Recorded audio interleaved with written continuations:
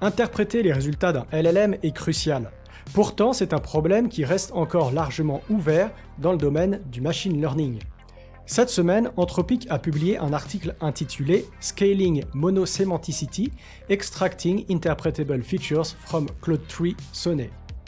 8 mois auparavant, Anthropic avait démontré que des auto-encodeurs creux pouvaient extraire des caractéristiques monosémantiques d'un petit transformer à une seule couche.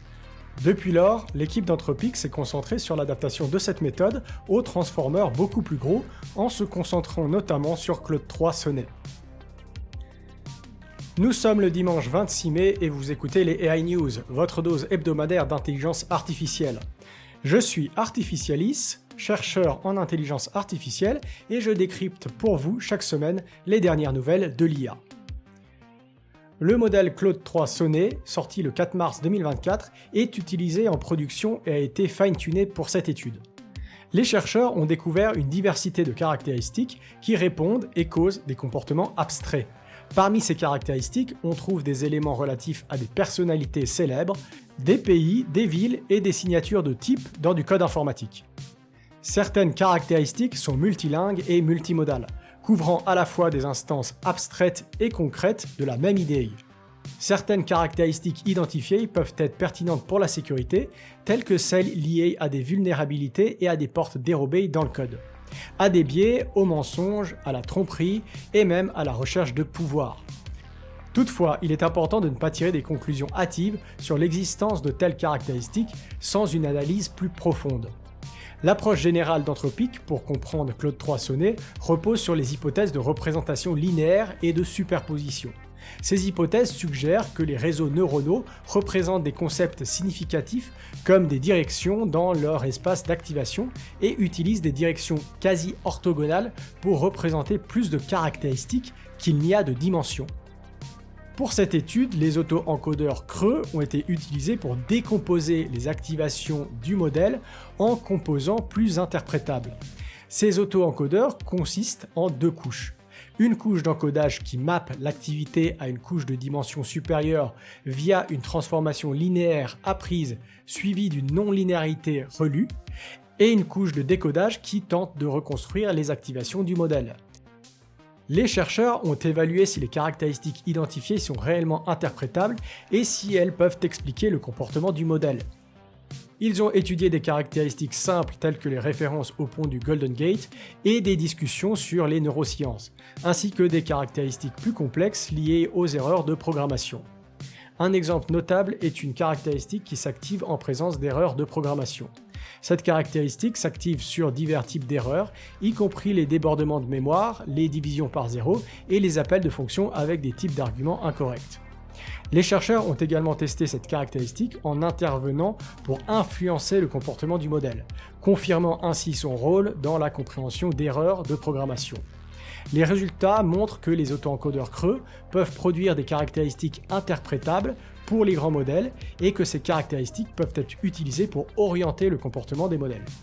Cependant, cette recherche est encore préliminaire et nécessite des travaux supplémentaires pour comprendre pleinement les implications de ces caractéristiques potentiellement pertinentes pour la sécurité informatique. Vous voyez ici l'extraction de caractéristiques monosémantiques de Claude 3 Sonnet. Elle montre comment les caractéristiques identifiées, par exemple pour le concept sycophantic praise, que l'on peut traduire en français par cirer les pompes, peuvent être activées dans divers contextes textuels et influencent le comportement du modèle lorsqu'elles sont forcées à des valeurs plus élevées. Cela démontre l'utilité des auto-encodeurs creux pour classifier et diriger le comportement des modèles. Voici une autre illustration montrant comment une caractéristique telle que Golden Gate Bridge s'active fortement sur des descriptions et des concepts qui sont associés en anglais. Cette caractéristique s'active également dans plusieurs autres langues sur les mêmes concepts. Elle montre aussi des activations sur des images pertinentes du Golden Gate Bridge. Dans cette illustration, le modèle nie initialement avoir une forme physique. Cependant, en forçant cette caractéristique à 10 fois sa valeur maximale, le modèle décrit sa forme physique comme étant le Golden Gate Bridge lui-même. Cette démonstration montre comment une caractéristique spécifique peut influencer de manière significative les réponses générées par le modèle. On passe maintenant aux nouvelles en bref de l'IA et je vous retrouve après le générique.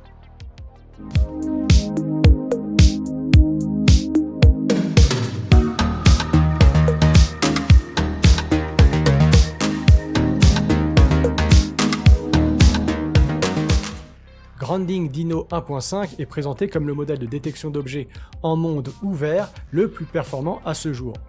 Ce modèle amélioré propose une augmentation à la fois de la taille du modèle et de son ensemble de données d'entraînement. Ces améliorations visent à accroître la précision dans la compréhension et la détection des objets visuels. Grounding Dino 1.5 se décline en deux variantes adaptées à différents scénarios. La version Pro couvre une large gamme de scénarios de détection, incluant les objets longs et denses. La version Edge est conçue pour des scénarios de calcul en périphérie, favorisant une détection rapide et fiable avec une faible latence et une consommation d'énergie réduite. Grounding Dino 1.5 Pro établit de nouveaux records sur plusieurs benchmarks académiques. Il atteint une précision moyenne de 54,3 sur le benchmark de détection COCO en 0 shot. Il enregistre également une précision moyenne de 55,7 et 47,6 sur les benchmarks 0 shot Elvis Minival et Elvis Val. Les performances en 0 shot de Grounding Dino 1.5 Pro sont comparées à celles de Grounding Dino dans la figure 1. Un benchmark plus complet est présenté dans le tableau 1. Les résultats du fine-tuning de Grounding Dino 1.5 montrent une amélioration significative des performances. Sur l'ensemble des données Elvis, le modèle atteint une précision moyenne de 68,1 sur Elvis Minival et 63,5 sur Elvis Val. Ces résultats représentent une amélioration de 12,4 et 15,9 en précision moyenne par rapport aux résultats en 0 shot. L'article scientifique, le repo GitHub ainsi qu'une démo sont disponibles. Comme d'habitude, vous pourrez trouver tous les liens dans la description de cette vidéo.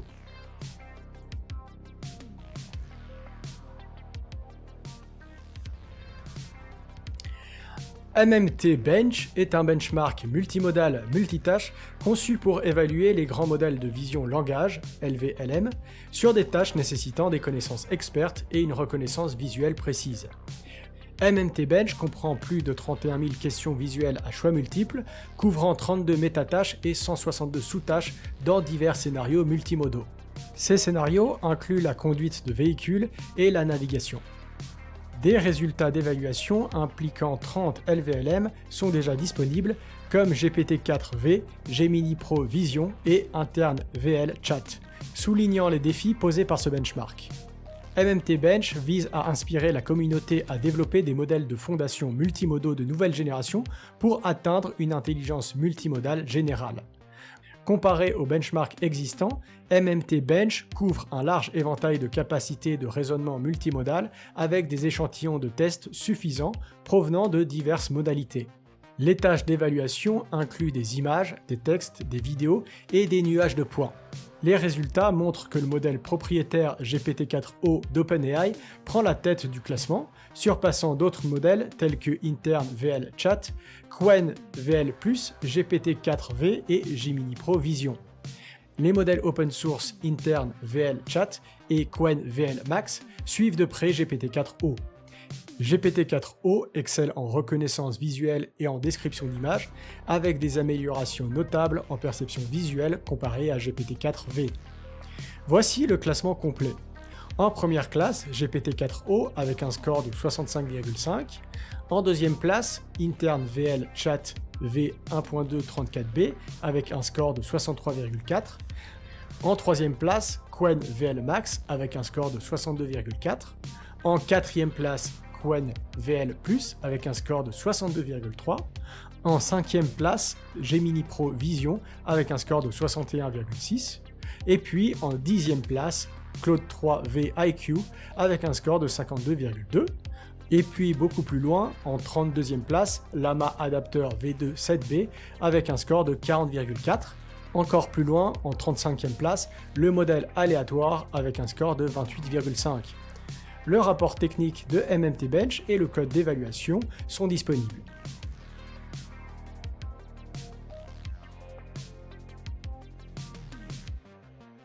Les modèles de diffusion texte ou image atteignent des résultats impressionnants en synthèse et édition d'images. Cependant, l'utilisation de ces modèles préentraînés pour l'édition vidéo reste un défi majeur. De nombreux travaux existants tentent d'imposer une cohérence temporelle dans les vidéos éditées par des mécanismes de correspondance explicites, soit dans l'espace des pixels, soit entre des caractéristiques profondes. Ces méthodes rencontrent cependant des difficultés face à la modélisation des mouvements. Un nouvel article présente une approche fondamentalement différente. Elle se base sur l'observation que les tranches spatio-temporelles de vidéo présentent des caractéristiques similaires à celles d'images. Ainsi, le même modèle de diffusion texte ou image, généralement utilisé comme base pour les frames d'une vidéo, peut également servir de base pour améliorer la cohérence temporelle en l'appliquant sur des tranches spatio-temporelles. Sur cette base, SliceDit est introduit. Il s'agit d'une méthode d'édition vidéo basée sur le texte qui utilise un modèle de diffusion texte ou image préentraîné pour traiter à la fois les tranches spatiales et les tranches spatio-temporelles. Cette méthode génère des vidéos qui conservent la structure et le mouvement de la vidéo originale tout en adhérant au prompt. Des expériences étendues démontrent la capacité de SliceDit à éditer une large gamme de vidéos réelles, confirmant ses avantages par rapport aux méthodes existantes. Vous voyez ici des exemples de l'édition vidéo avec SliceDit à l'aide d'un vide textuel.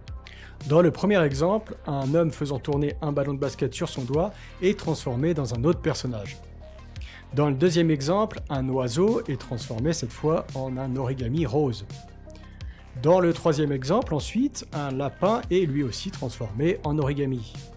Le quatrième et dernier exemple est similaire, il s'agit cette fois d'une vache qui est transformée elle aussi en origami. Le papier et le code sont disponibles sur GitHub. Voilà, c'est tout pour les AI News de cette semaine. Si vous avez apprécié cette vidéo, n'oubliez pas de laisser un pouce bleu et de vous abonner pour ne rien manquer de mes prochaines vidéos. Si vous avez des questions ou des sujets que vous aimeriez voir abordés, dites-le moi en commentaire. Merci d'avoir regardé, prenez soin de vous et à la semaine prochaine pour de nouvelles aventures scientifiques.